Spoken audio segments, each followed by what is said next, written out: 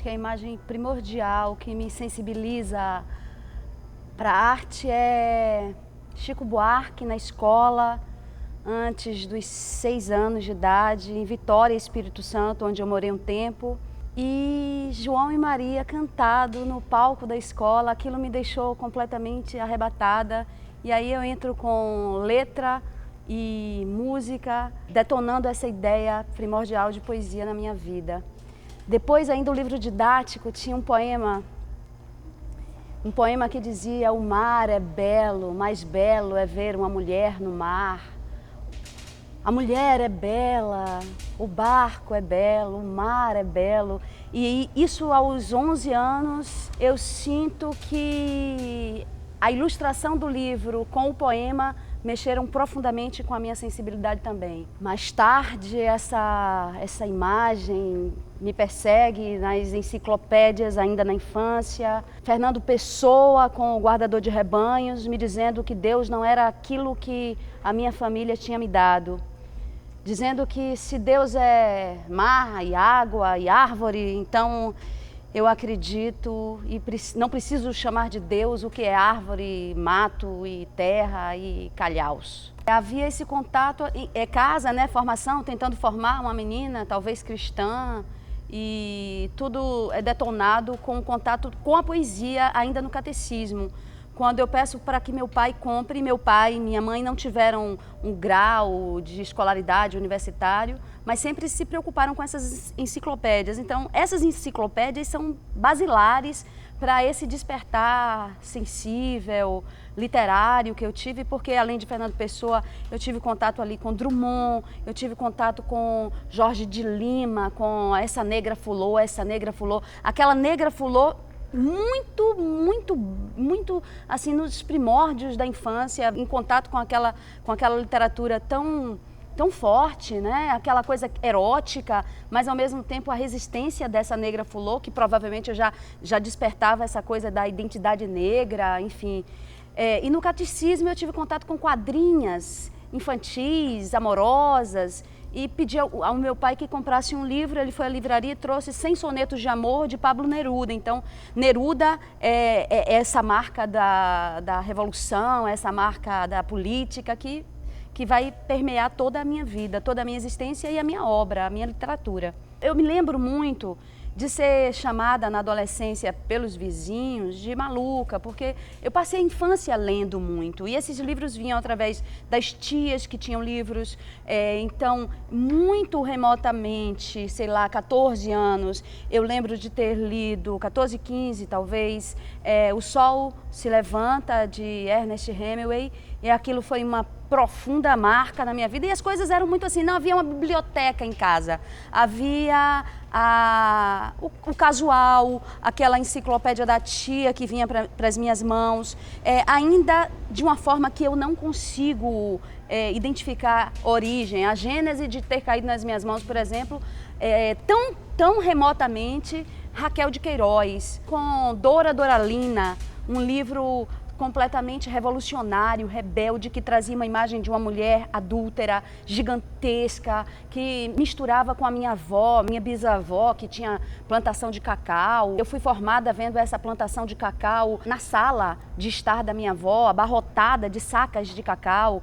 Nós morávamos em frente aos chamados assim, à época, armazéns gerais, que eram os armazéns onde essas sacas de cacau elas eram ensacadas, e vejo muito fortemente na minha infância mulheres tecendo essas sacas de cacau, mulheres negras geralmente, tecendo com agulhas imensas essas sacas de cacau ali na minha porta. Eu vivi o cacau dessa forma. E Dora Doralina, de Raquel de Queiroz, foi esse livro. Ernest Hemingway veio também assim, outros vieram, a música veio. Acho que a música é também profunda dentro da minha formação, dentro da minha literatura. Ter tido contato com tão assim, de uma forma tão adolescente, com Bárbara, Bárbara, onde estou, onde estás? Meu amor, vem me buscar, Bárbara.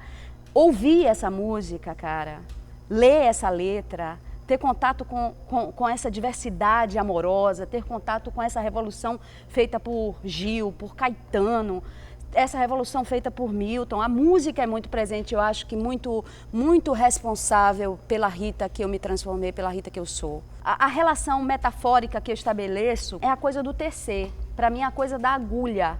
Eu acho, é uma reflexão que eu tenho feito cada vez mais, que nós mulheres construímos narrativas enquanto tecemos.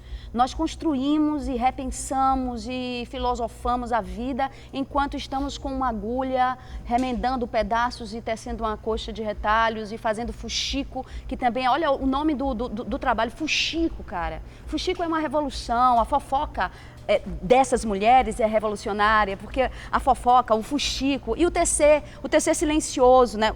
A fofoca, o fuxico, o texto, a literatura como forma de revolução, como forma de passar para outra a minha experiência. A experiência que eu tive com aquela erva e que me curou, a experiência que eu tive com aquele remédio caseiro que me fez abortar e ficar livre de ter aquela criança. Essas falas de mulheres, de tantas vozes ancestrais e primordiais que passaram por tantas experiências. Então eu acho que quando a mulher está ali fazendo o seu fuxico, está fazendo o seu crochê, está fazendo o seu tricô, essa mulher faz narrativa, esquece, ela pensa a vida, ela pensa o mundo, ela pensa o que é que vai fazer no almoço, ela pensa como vai se livrar daquele homem, ela pensa como irá seduzi-lo. Eu acho que a relação primordial, e eu adoraria que essas mulheres tivessem cânticos naquele período para meninar até hoje, mas elas tinham a agulha, o suor e o trabalho.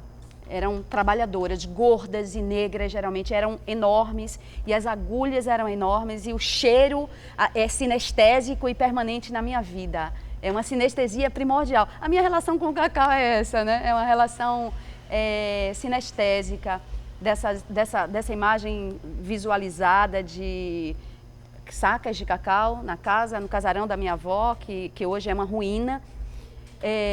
Em frente à minha casa, essas mulheres tecendo o cacau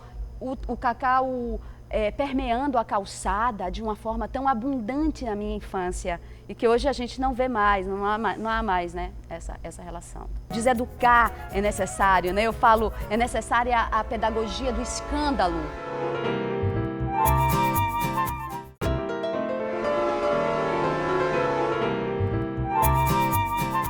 A minha literatura é muito, eu acho que essa rebelião. Eu fui muito silenciada para ser muito educada. As 3 filhas eram filhas que tinham que ser as filhas educadas. E essa educação que eu tento alertar tanto os meus alunos, o meu trabalho como professora, para que se deseduquem um pouco. Deseducar é necessário, né? Eu falo, é necessária a pedagogia do escândalo. Eu gosto dessa pedagogia porque eu sei o que é ser uma mulher, uma criança negra numa escola quase sempre racista, onde os professores privilegiavam e ainda privilegiam a menininha que é loura, pô, é simpática pra caramba, o rapaz que é branco e que é bonitão nos padrões da beleza que vigoram por aí. Então, eu acho que é por aí, essa necessidade de falar, essa necessidade de expressar o meu desespero, o desespero dos outros, a agonia dos outros, enfim. O processo de criação em mim, ele é muito, primeiro, é labor, né?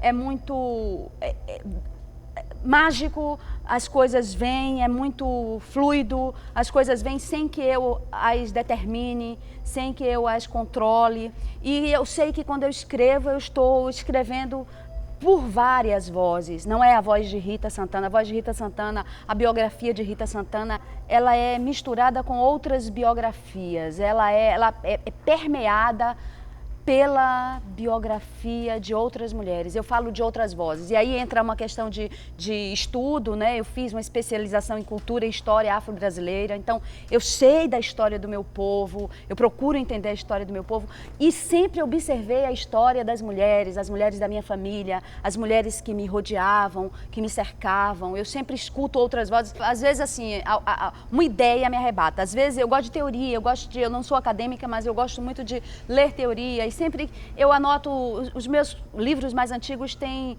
algum rabisco, material para conto, às vezes uma coisa teórica sobre a sociedade, sobre a humanidade, eu coloco material para conto, material para conto. E dessa ideia, ou da vida, né, às vezes uma matéria, me arrebata de uma forma que eu digo, eu preciso escrever essa matéria não como jornalista escreve, mas como uma poeta, uma escritora escreve. Eu vou agora olhar o que eles não me disseram dessa matéria, o que eles não me disseram, e aí eu tenho consciência de que aquilo me interessa, eu tenho consciência do tema, da temática. A condição feminina, por exemplo, é uma coisa que está ali a priori. A condição feminina, e denunciar e escrever sobre esse universo de tantas mulheres, não são todas, mas de tantas mulheres, é uma coisa que me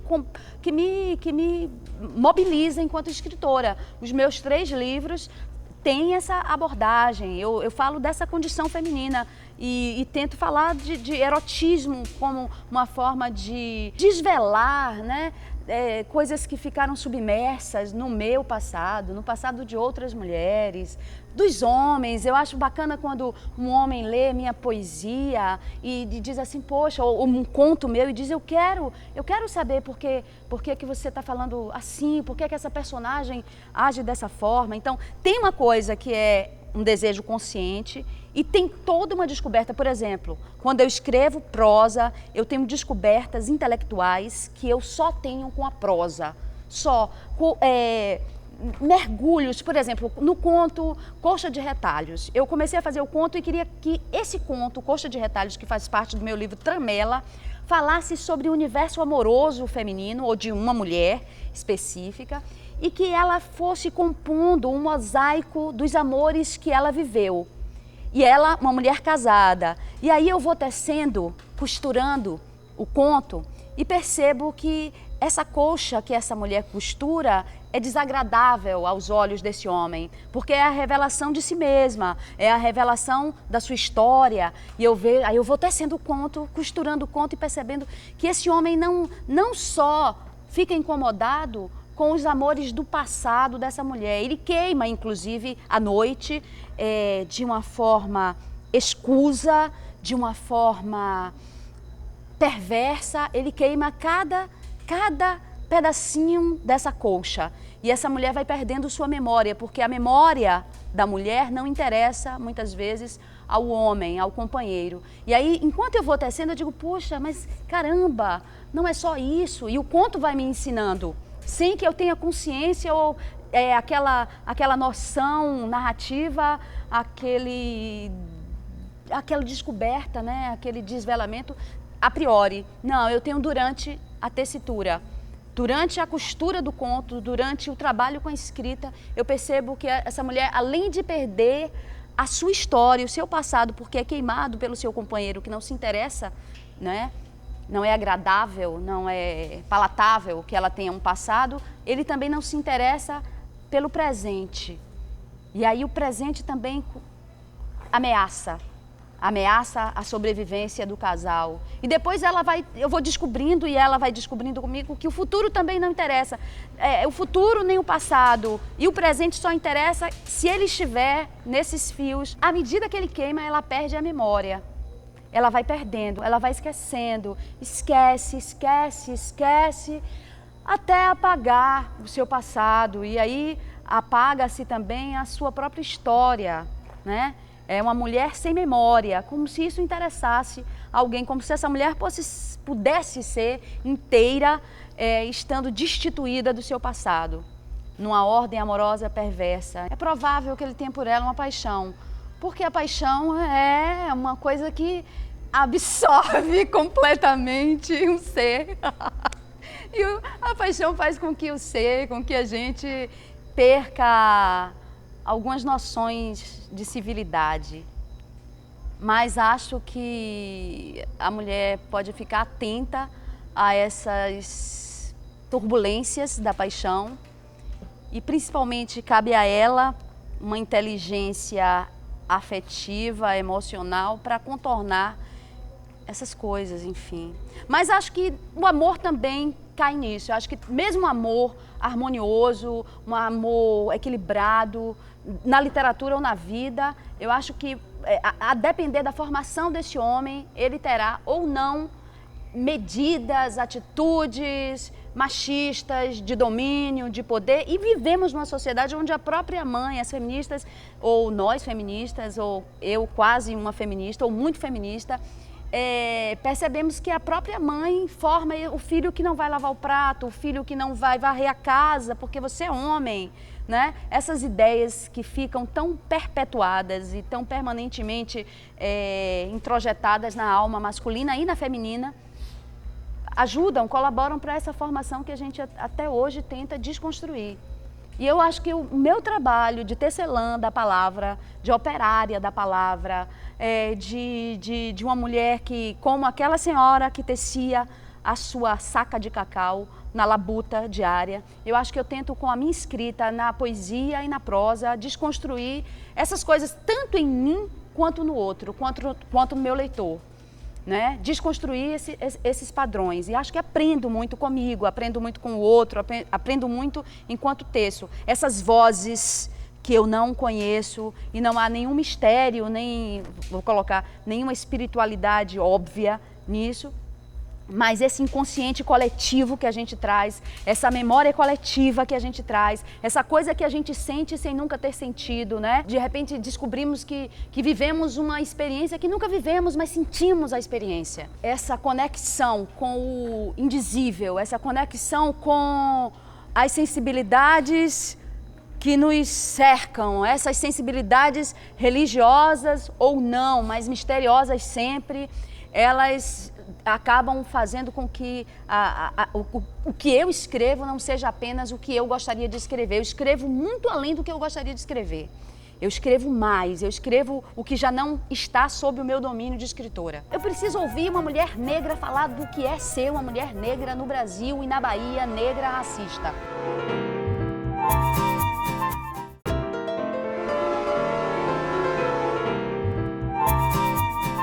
Vejo narrativas de homens que mergulham no universo feminino ou escrevem personagens femininas, mas acho superficial, acho que essa questão do pertencimento é muito forte. Eu acho que uma mulher branca escrevendo sobre o universo negro, de uma mulher negra, pode ficar superficial, muito superficial. Eu não tenho pretensão, nenhum desejo de escrever sobre o universo branco. Primeiro porque os brancos dominam a literatura desde sempre, né? Estamos fazendo um trabalho de mostrar e de dar visibilidade às vozes negras nos últimos tempos, né? E esses últimos tempos são muitos tempos, porque vem Machado de Assis, né? Vem Luiz Gama, Cruz de Souza, tantas lutas, o emparedado de Cruz de Souza, né? Acho que a gente ainda é muito emparedado.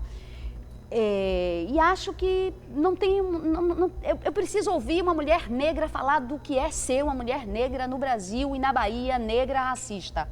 É essa voz que me interessa. Uma mulher branca que vai falar sobre esse universo, eu posso ler por curiosidade, mas eu não terei sobre essa obra uma crença real. Não adianta ela catar relatos. Eu vou catar relatos de mulheres negras para escrever contos negros. Eu acho que ela pode fazer um trabalho de pesquisa bacana, entendeu? Pode fazer até um trabalho de ficção interessante. Mas uma verdade íntima, uma verdade essencial, eu acho que essa voz silenciada, só eu posso dar, só nós podemos dar. Só essas vozes silenciadas, caladas, invisibilizadas é que poderão falar desse universo que é muito próprio. Eu não posso falar de uma mulher indígena se eu não conheço, se eu não sou essa mulher indígena, para falar o que é ser uma mulher indígena no Brasil. O pertencimento é essencial.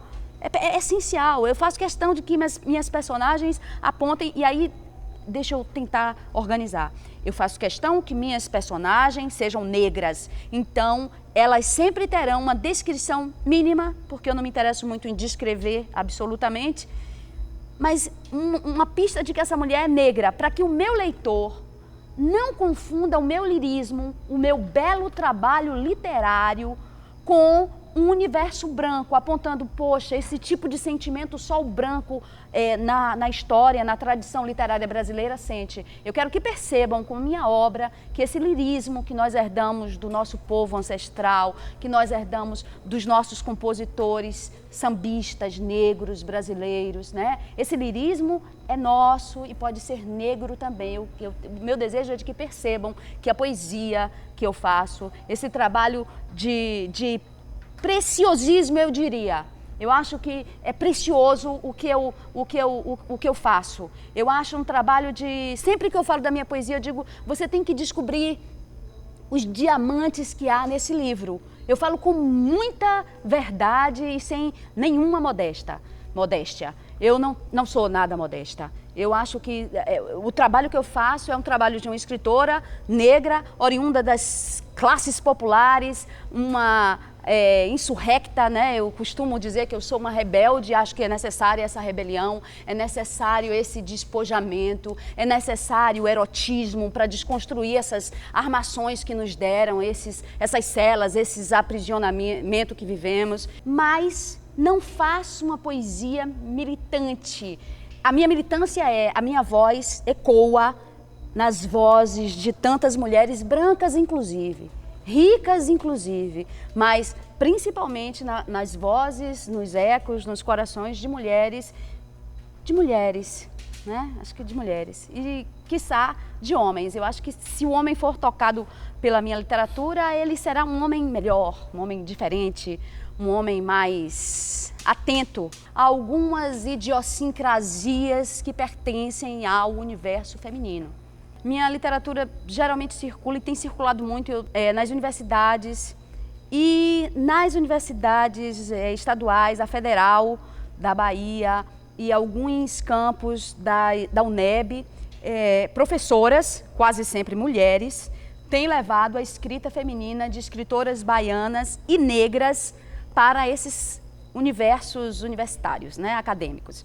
E o contato é quase sempre no curso de letras com, em sua maioria, o público feminino. São mulheres. São mulheres que me estudam nessas universidades, por exemplo, TCCs, tese de mestrado, estão trabalhando e são todas mulheres. Agora, quando o livro cai na mão dos homens, ou o Facebook, que eu acho que é uma ferramenta que tem sido muito importante na divulgação da minha obra, eu vejo o retorno. Às vezes os homens leitores se afastam, às vezes são agressivos com a poeta, e eu acho isso de uma extrema indelicadeza. A minha poesia é erótica, eu uso o erotismo como forma subversiva, como forma de desconstrução, como forma de reação ao machismo que permeia o nosso universo, o nosso cotidiano.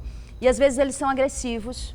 Outros compartilham alguns poemas, principalmente os poetas, os colegas poetas compartilham muito os poemas, e eu acho um gesto generoso e também um sinal de que ele está se abrindo para essa escrita, para essa forma de escrever, né? E eu faço literatura, eu queria também deixar marcado isso, assim, eu não sou o tempo inteiro a combatente, a rebelde, eu não sou o tempo inteiro isso, assim, deu de abrir comissuras na minha pele porque ele partiu e nunca mais voltou para minha alcova, para minha cova roxa, para as minhas paúras, para as minhas pioras de noiva, para os meus pincéis de Almodóvar, para a minha cova roxa. Ai de nós, mulheres feias, ai de nós, mulheres tortas. Eu faço poesia, essencialmente poesia. Eu acho que o que eu primo, o que eu busco é a beleza, é a arte, é o trabalho com a palavra que me faça olhar o poema anos depois e dizer assim, poxa, que beleza, né? Que imagem, que sonoridade, que palavra linda que eu arranquei do dicionário, porque Drummond diz que as palavras dormem no dicionário, que as palavras estão lá adormecidas e que a gente tem que buscá-las. Eu aprendi isso com Drummond. Drummond disse, vai fazer isso, e eu fui fazer. Eu fico trazendo palavras como, por exemplo, o Tratado das Veias, que é meu primeiro livro de poesia, tem um poema que é a Amásia. Porque a palavra Amásia é muito sonora, muito linda, e ela permeia o universo no interior de onde eu venho, que é o universo de, ela é amasiada, ela é amásia de não sei quem, é uma forma de rechaçar uma mulher, né? É uma forma de retirá-la do convívio social, e a sonoridade da palavra e o significado da palavra me atrai de uma forma que tem lá um poema que é Amásia, abismação. É outro título de poema no livro Alforrias. Eu busco palavras, o próprio nome Alforrias me encanta. Por isso é o título do livro, porque eu estou ali buscando libertações, eu estou buscando liberdades étnicas, sociais, literárias, mas eu também estou buscando libertações sonoras. Alforrias, é árabe, é belo, isso me encanta.